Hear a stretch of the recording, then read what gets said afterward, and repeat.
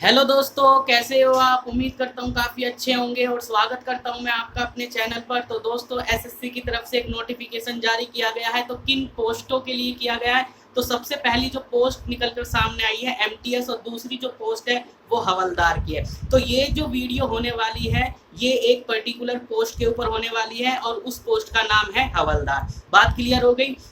तो हवलदार की जो पोस्ट निकल कर आई है सामने, तो सबसे पहले बात करते हैं ये किसके अंदर आती है। तो किसके अंदर आती है, सीबीआईसी, सीबीआईसी एंड सीबीएन। तो सीबीआईसी एंड सीबीएन ये क्या है, तो central board of indirect taxes and custom. तो ये है हमारा सीबीआईसी एंड सीबीएन क्या है, सेंट्रल ब्यूरो ऑफ नारकोटिक्स। तो इनके अंदर हमारी हवलदार की वैकेंसी निकल कर आई है।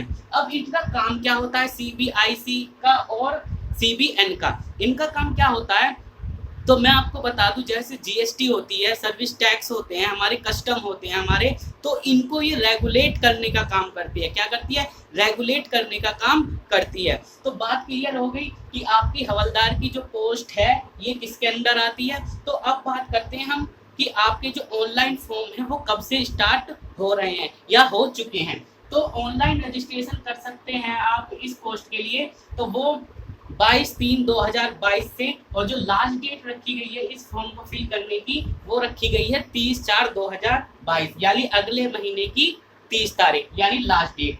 बात क्लियर हो गई। करेक्शन भी इसमें आप कर सकते हैं, अगर बाई चांस आप फॉर्म फिल करते वक्त कुछ गलती कर देते हैं तो आप इसमें करेक्शन कर सकते हैं। तो करेक्शन आप कर सकते हो 5/5/2022 से 9/5/2022 तक, यानी आपको टोटल 5 दिन दिए जाएंगे अपने फॉर्म को मॉडिफाई करने के लिए या करेक्शन करने के लिए अपने फॉर्म में। और मैं आपको बात बता देता हूँ कि आप इसमें 2 बार करेक्शन कर सकते हैं। जब आप पहली बार करेक्शन करोगे तो आपसे 200 रुपये चार्ज लिया जाएगा। अगर उसके बाद भी आपने उसमें फिर भी कोई मिस्टेक कर रखी है या छूट गई है आपसे, तो आपको दोबारा उसमें करेक्शन करना है, तो उसके लिए आपको 500 रुपये दोबारा से देने होंगे, यानी 500 रुपये और आपको चार्ज देना होगा। बात क्लियर हो गई करेक्शन की। तो अब बात करते हैं पेपर 1। तो जो आपका इसमें क्या है, एग्जाम पैटर्न की हम अभी बात करेंगे। तो सबसे पहला जो आपका पेपर 1 होगा, तो पेपर 1 की इन्होंने डेट दे दी है कि जुलाई, मंथ दिया है, सॉरी मंथ दिया है, तो जुलाई 2022 में आपका एग्जाम हो जाएगा। बात क्लियर। आगे चलते हैं। तो पेपर 2 के बारे में क्या है, तो पेपर 2 का अभी कोई नोटिफिकेशन नहीं है, नोटिफिकेशन आएगा तो हम आपको अपडेट कर देंगे या हम आपको बता देंगे। बात क्लियर। टोटल वैकेंसी की अगर बात करें कि हवलदार की जो पोस्ट है इसमें टोटल वैकेंसी कितनी है, तो टोटल वैकेंसी है 3603, 3603 टोटल वैकेंसी है। एज लिमिट की अगर बात करते हैं तो एज लिमिट, बहुत ज़्यादा डाउट होते हैं स्टूडेंट को एज लिमिट से लेकर, तो ध्यान से सुनना। देखिए, जो मिनिमम एज रखी गई है इसमें 2 ग्रुप लिए गए हैं एज लिमिट के लिए, तो मैं आपको बता देता हूँ, ध्यान से सुनना। एक तो 18 से 25 साल, यानी मिनिमम आपकी 18 साल होनी चाहिए और मैक्सिमम आपकी 25 हो सकती है। बात क्लियर।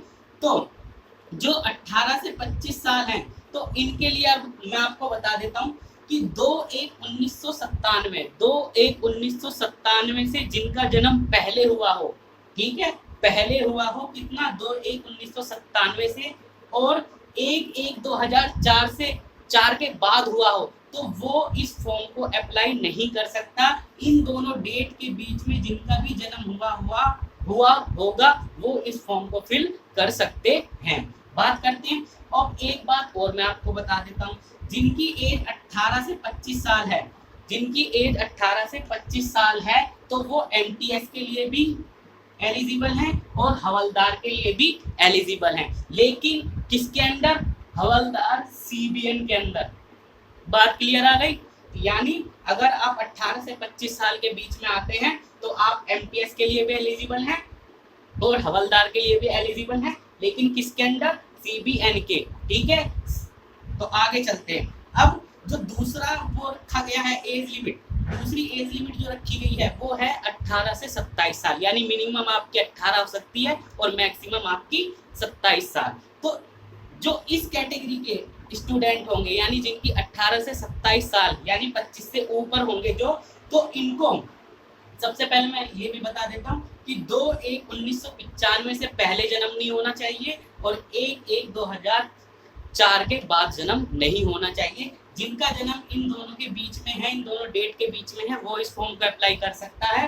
बात क्लियर हो गई। और इसमें जो 18 से 27 साल यानी 25 से ऊपर होंगे तो वो भी किस पोस्ट के लिए एलिजिबल है, वो भी एमटीएस पोस्ट के लिए एलिजिबल है और हवलदार पोस्ट के लिए भी एलिजिबल है। लेकिन इस बार वो किसके अंडर आएंगे, सीबीआईसी के। बात क्लियर हो गई, ध्यान से सुनना जो मैं बता रहा हूँ, ठीक है। अगर कुछ भी डाउट हो तो आप कमेंट बॉक्स में कमेंट कर सकते हैं। अब बात करते हैं कि एज रिलैक्सेशन दिया जाएगा जी। एज रिलैक्सेशन मिलेगा आपको एससी और एसटी के लिए 5 साल का, ओबीसी के लिए अगर बात करें तो 3 साल का, और जो फिजिकल हैंडीकैप हैं उनके लिए 10 साल का एज रिलैक्सेशन मिलता है, जैसे हर एग्जाम में मिलता है, ठीक है। एसेंशियल क्वालिफिकेशन आपसे क्या मांगी गई है, तो अगर हम एसेंशियल क्वालिफिकेशन की बात करते हैं तो आप 10th क्लास पास होने चाहिए, आप 10th क्लास पास होने चाहिए। और ये जो डेट है, इस डेट को ध्यान रखना, 30/4/2022 यानी 30/4/2022 से पहले आपने 10th पास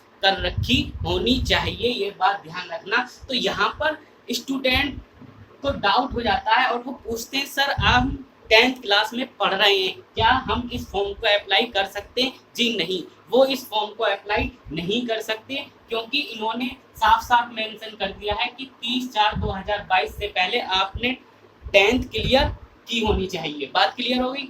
आगे चलते हैं। एप्लीकेशन फीस की अगर बात करते हैं तो जनरल कैटेगरी हो गई और ओबीसी कैटेगरी हो गई, इनके लिए 100 रुपये फीस रखी गई है। एससी एसटी और पीएच कैंडिडेट जो हैं इनके लिए कोई भी फीस नहीं है। और जो फीमेल कैंडिडेट हैं, किसी भी कैटेगरी से आती हो फीमेल, किसी भी कैटेगरी से रिलेट करती हो फीमेल, उनके लिए भी कोई भी फीस नहीं रखी गई है। बात क्लियर हो गई एप्लीकेशन फीस से। अब बात करते हैं एग्जाम पैटर्न की। तो एग्जाम पैटर्न की बात करने से पहले सिलेक्शन प्रोसेस की बात करते हैं। तो जो आपका हवलदार पोस्ट के लिए जो सिलेक्शन प्रोसेस होने वाला है, तो इसमें सबसे पहले आपका सीबीटी यानी सीबीटी मोड आपका एग्जाम होगा, यानी पेपर 1 होगा आपका, ठीक है। उसके बाद फिजिकल एफिशिएंसी टेस्ट होगा आपका, फिजिकल स्टैंडर्ड टेस्ट भी आपका होगा। उसके बाद आपका सेकंड पेपर होगा डिस्क्रिप्टिव, जिसमें आपको लिखना होगा। क्या लिखना होगा वो हम अभी आपको आगे बताएंगे। बात क्लियर। तो अब जो हमारा सीबीटी एग्जाम होगा, जो पेपर 1 होगा, तो उसका एग्जाम पैटर्न की अगर हम बात करते हैं तो उसका एग्जाम पैटर्न ये है। आपसे इंग्लिश, रीजनिंग और न्यूमेरिकल एप्टीट्यूड और जीए, इनसे 25-25 क्वेश्चन पूछे जाएंगे और वो 25-25 नंबर के होने वाले हैं। और यानी कहने का मतलब है आपसे 100 क्वेश्चन पूछे जाएंगे, आपको 90 मिनट दिए जाएंगे। 90 मिनट का मतलब है 1.5 घंटा आपको पूरा दिया जाएगा। ये हमारा पेपर 1 का क्या है, एग्जाम पैटर्न है। जब हमारा सीबीटी आप क्लियर कर लोगे, जब आप सीबीटी क्लियर कर लोगे तो आपको पी यानी फिजिकल एफिशिएंसी टेस्ट और फिजिकल स्टैंडर्ड टेस्ट के लिए बुलाया जाएगा। तो फिजिकल एफिशिएंसी टेस्ट की अगर हम बात करें तो इसमें आपको वॉकिंग करनी है। क्या करनी है, यानी आपको चल के दिखाना है। और चल के दिखाना है कितना, यानी 1600 मीटर। 1600 मीटर आपको चलना होगा। कितना टाइम में, तो टाइम आपको दिया है 15 मिनट। ये मेल कैंडिडेट के लिए है। अगर मेल कैंडिडेट की अगर मैं बात करता हूँ तो उनको चल के दिखाना होगा, यानी चलना होगा, वॉकिंग करनी होगी, 1600 मीटर 15 मिनट में कवर करना होगा। मूवमेंट की अगर बात करूँ फीमेल कैंडिडेट की, तो इन्हें 1 किलोमीटर चलना होगा 20 मिनट में। बात क्लियर हो गई। अब बात करते हैं कि साइकिलिंग भी आपको आनी चाहिए, यानी 8 किलोमीटर आपको साइकिल चलानी है। कितने मिनट में, 30 मिनट में। और किसके लिए, मेल के लिए, यानी 30 मिनट में 8 किलोमीटर साइकिल आपको चला के दिखानी है। बात क्लियर, यानी साइकिलिंग करनी है। फीमेल के लिए 25 मिनट दिए गए हैं, लेकिन कितने किलोमीटर इनको कवर करना है, इनको कवर करना है 3 किलोमीटर। तो ये बात हो गई आपकी फिजिकल एफिशिएंसी टेस्ट की। अब बात करते हैं कि आपका फिजिकल स्टैंडर्ड टेस्ट भी होगा। तो फिजिकल स्टैंडर्ड टेस्ट के लिए जो मेल हैं, मेल कैंडिडेट हैं, तो उनके लिए हाइट जो रखी गई है वो रखी गई है 157 पॉइंट यानी 157.5 सेंटीमीटर। बात क्लियर हो गई। और चेस्ट की अगर बात करें मेल के तो 76 सेंटीमीटर होनी चाहिए। बात क्लियर हो गई। मिनिमम एक्सपेंशन आपसे मांगा गया है 5 सेंटीमीटर, यानी फुलाव आपकी छाती का, चेस्ट का। तो बात क्लियर हो गई। अब फीमेल की बात करते हैं, तो फीमेल की जो हाइट मांगी गई है वो 152 सेंटीमीटर है, और इनको इनसे वेट मांगा गया है कि आपका जो वेट होना चाहिए वो 48 किलोग्राम होना चाहिए। अब देखिए, अब मैं आपको मेन इंपॉर्टेंट बात बताता हूँ। आपका जो सिलेक्शन प्रोसेस होगा ना, सिलेक्शन प्रोसेस जो होने वाला है, जो आपका ये सीबीटी है, ये आप क्लियर कर लेते हो, ये आप क्लियर कर लेते हो, तो आपका जो ये होगा, क्या कहते हैं, ये आप क्लियर कर लेते हो, तो जो आपका पीईटी और पीएसटी यानी फिजिकल एफिशिएंसी टेस्ट और फिजिकल स्टैंडर्ड टेस्ट में आपको क्वालिफाई, ये जो आपका है पीईटी और पीएसटी, ये आपका क्वालिफाई नेचर का होने वाला है, ये बात ध्यान है। लेकिन इसके लिए कितने गुने, यानी कितने गुने बच्चे, यानी कितने गुने स्टूडेंट लिए जाएंगे, बात क्लियर हो गई। तो इनका जो रेशियो लिया गया है वो 1:6, यानी एक सीट पर 6 बच्चों को पास किया जाएगा। किसके लिए? फिजिकल एफिशिएंसी टेस्ट और फिजिकल स्टैंडर्ड टेस्ट के लिए। बात क्लियर हो गई। उसके बाद आपका डिस्क्रिप्टिव पेपर होगा, जो ये भी आपका क्वालिफाइड नेचर का होने वाला है। बात क्लियर हो गई। अब आगे चलते हैं एग्जाम सेंटर की। क्वेश्चन पूछते हैं, स्टूडेंट को डाउट रहता है कि सर कैसे करना है, कि एग्जाम सेंटर होता क्या है। क्वेश्चन ये होता है कि सर हम यूपी से हैं, अगर हम अदर स्टेट से फॉर्म फिल करें तो एग्ज़ाम सेंटर हम कहाँ भर सकते हैं, क्या हमें वहीं पर अदर स्टेट में ही अपना क्या करना है, एग्ज़ाम सेंटर भरना होगा, या हम अपने स्टेट में ही एग्ज़ाम सेंटर के ऑप्शन सेलेक्ट कर सकते हैं। तो मैं आपको बता देता हूँ कि अगर आप अदर स्टेट से फॉर्म फिल करते हैं, अदर स्टेट से फॉर्म फिल करते हैं तो कोई दिक्कत नहीं है। एग्ज़ाम सेंटर आप जो भी आपके आसपास के एरिया हैं वहाँ पर आप सिलेक्ट कर सकते हैं अगर ऑप्शन में हैं। बात क्लियर हो गई।